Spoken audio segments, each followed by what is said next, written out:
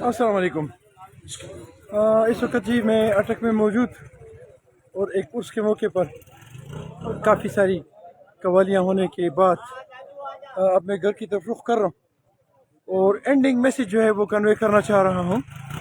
اس وقت I think کہ رات کے 1 بجے 1:30 بجا ہے اور اس دنیا میں اس قسم کے لوگ بھی ہیں جو صرف اور صرف اللہ وحدہ لا شریک کے لیے اپنا ٹوٹل وقت، اپنی جان، اپنا مال، اپنے بچے سب کچھ قربان کر دیتے ہیں، اور ایسے لوگ بھی ہیں جو شیطان کے لیے اپنی ساری راتیں کیا پوری زندگیاں تباہ و برباد کر دیتے ہیں۔